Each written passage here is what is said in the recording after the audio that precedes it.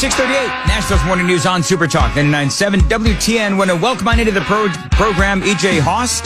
EJ, always great to have you on. And what a great morning to have you on because, man, there is just a lot to get to. So first of all, as folks know, you're living right here in Middle Tennessee these days, but you spend many years living in the People's Republic of Minnesota under the watchful eye, if you will, of Tim Walz. And so there's a debate coming up between J.D. Vance and Tim Walz next week.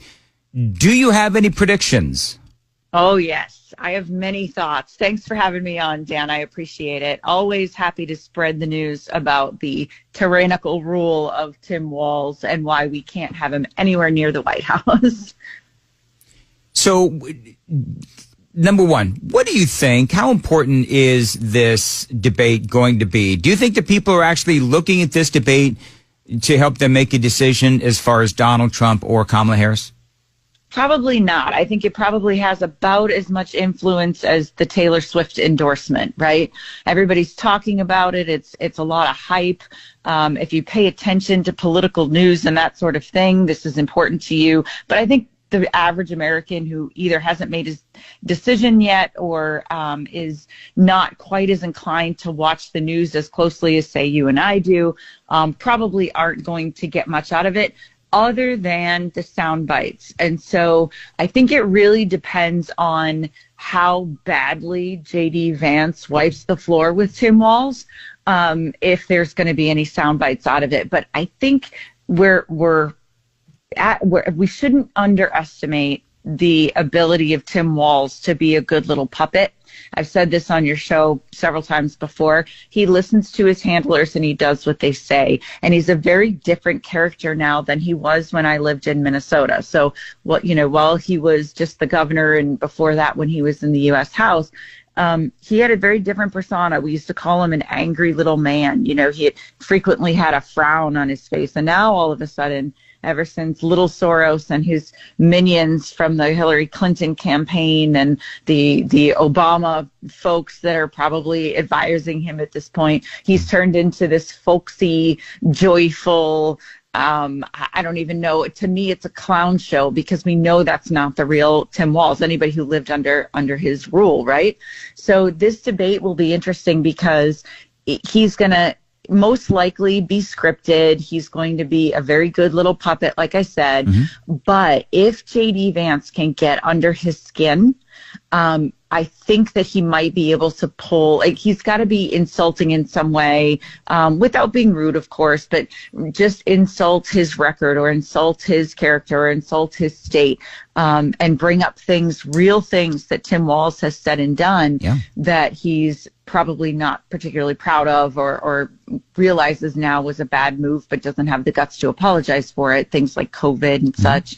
I think that will help to get those sound bites that will eventually turn into newsworthy things that may have more of an influence than, say, the ratings on the debate itself. I think what J.D. Vance needs to do is, as you just said, point out some of the, I don't know if he even really needs to go down the road of stolen valor at this point. What he needs to, in my opinion, talk about is, yes, the COVID lockdowns in Minnesota. That's number one. Number two, his policies on transgender issues. I mean, those are the big two.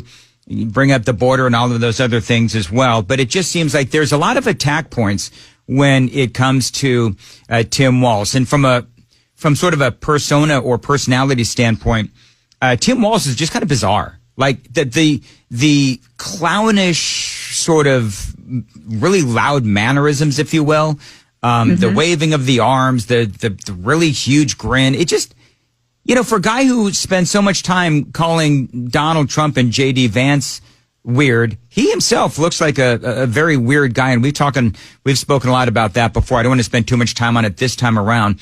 There's a lot of other news going on. When you look at the polling, EJ Haust is joining us. When you look at the polling, it looks to me like there is some concern within the Democrats and the Harris campaign, because I think there may be some internal polling right now that is showing that she's losing. We can talk about, the 5% that she's supposedly leading Donald Trump in nationally. But look at what she's doing. She's going to the border on Friday. She's got Zelensky basically out campaigning for her this week, and she's challenging Donald Trump to another debate. So I think all of those things tell me that there's internal polling that shows that she's in trouble. I think she's in deep, deep trouble, and she knows it. Do you remember when Nancy Pelosi used the term AstroTurf, right, to suggest that her opponents were running a fake, kind of a fake campaign, I guess, at the time, right? Mm-hmm. So what is interesting is they took that and they're doing it with the Harris campaign. It is 100% AstroTurf. So there are video after video of buses to her rallies. There are reports of the same cell phones being at rallies in Georgia, multiple rallies in Georgia, multiple rallies in North Carolina. The same people are attending her rallies in different states. Now we're getting reports that there was a woman who appeared in a video during the Oprah fiasco, that silly interview that wasn't really an interview. Right. There was a video that they showed, and the woman in the video is not even a Harris supporter, and she came out and made sure that everybody knew that. Now we're getting reports that there are more people that have been used in videos and other campaign things that are actually actors, that are paid actors, and they were supposed to be Republicans that aren't really, now they're going to vote for Harris. And of course, that was a big fat lie. So I think she knows that she's in trouble. I think the campaign is in full-on panic mode at this point. They won't dare say it. But remember, the polls that we see, not their internal polls, but the polls that we see are typically of, 1,500 likely voters. Or, 2,000, this is a poll of 2,000 registered voters in such and such state, right? Yep. Those are the people that they know are going to vote. Fine. They've all picked a side already. What's not being counted in those polls are all of the low propensity or, first-time registrants and things like that. Harris is losing that in a big, big way, thanks to plenty of organizations that are on college campuses, that are in Pennsylvania on the ground, like Scott Pressler. If anybody, doesn't know about him, please go look him up. If Trump wins Pennsylvania, I'm convinced it's because of Scott Pressler. But they're out there registering new voters who are not counted in those public polls. They are, however, counted in the internal polls for these campaigns when they want to know how they really stand. EJ Haust is joining us. So, EJ, we're talking about the polling, and they also, I think you're right about those voter registrants, the first-time voters. And those first-time voters, those are the ones that are going to be voting based on the economy, based on their economy, based on the horrifying images of what has been coming across our southern border. They're not what I would call people that are mired in politics. They're just trying to live their life. And there's no doubt that Ronald Reagan asked the question, are you better off now than you were 4 years ago? Those first-time voters are saying, no, we're not. Kamala Harris and Joe Biden have been actively working to make our lives harder.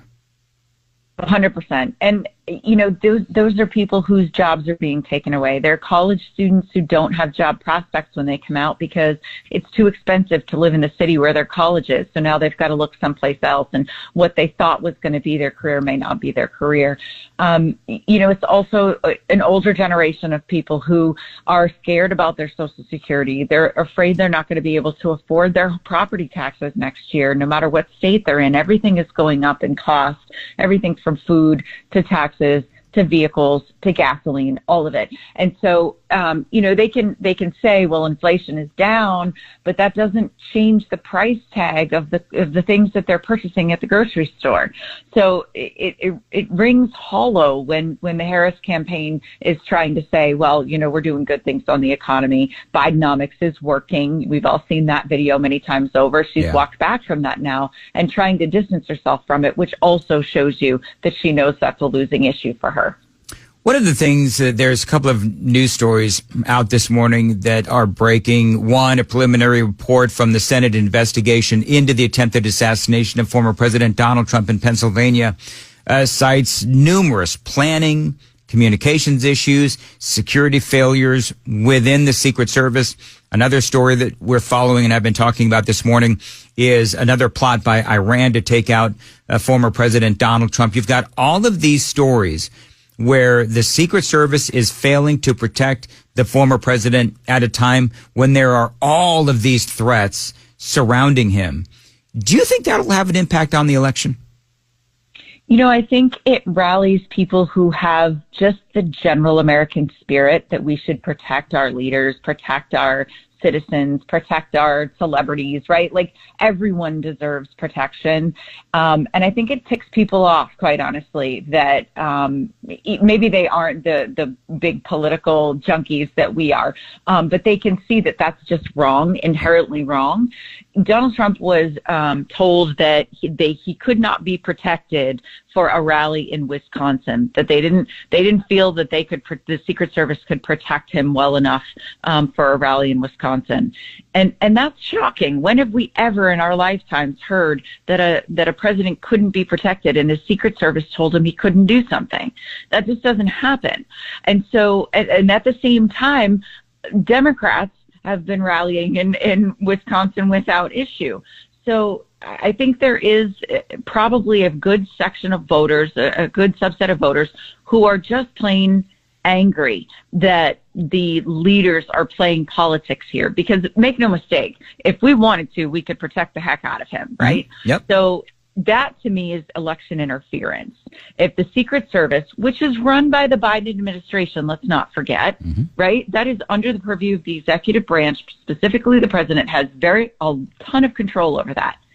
And if they're saying that he cannot rally in Wisconsin, a battleground state, that's election interference. Yeah, you're I right. think people are angry about that. Well, you know, it's interesting because you look at, and we'll end it here, but you look at the fact that the Democrats bringing all this lawfare against Donald Trump, right? You bring up the fact that the Secret Service, they have not been able to protect Donald Trump by and large. So you bring up those two things right there where Biden's administration, Biden's government, the federal government is trying to, one, prevent Donald Trump from running, and then two, literally not protecting his life. I think you're right. People know right from wrong, and you can hate Donald Trump all you want, but you have to be a special kind of you-know-what if you want the man dead. And, right. I mean, unfortunately, I think there's a lot of people in this country on the other side of the aisle that actually would not mind if the former president was taken out. And for me, the more that we see that kind of division in America, as Donald Trump has been talking about unifying America, while Kamala Harris and Tim Walz and, Karine Jean-Pierre and all these folks constantly calling Donald Trump a threat to democracy. They're saying that he literally wants to kill people. I hope the American people are smart enough to see which of these two candidates and which of these two parties is more unifying, the Democrats or the Republicans. Okay, coming up, we've got 30 days, EJ Haust, 40 days. What do the Republicans have to do moving forward for the next 40 days? I think a lot more of the same. Keep going and just speaking to the people directly. I do hope that they will continue to ramp up that registration and the get out the vote efforts. I think the on the ground volunteers and staff are more important than anything that's happening in the news. We all know where Trump stands on the issues. Just keep, doing as many interviews and podcasts and all the things that he's doing. That's all fine. If they could step up anything, it's going to be the ground game. That kind of unseen swell of people who don't get the credit for winning elections. That is going to be key to getting out the vote. It really is going to be down to voter turnout and which candidate can turn out more new and low propensity voters in the swing states. EJ, how can folks find you on Twitter? Hey, I'm glad you asked because I have a new handle on X now. Please tell me it's easier because people, every time you're on, people are like, how can we find her on Twitter? I heard you. I heard the masses, and I changed it. It is now EJ Under the Radar. So EJ Under the Radar.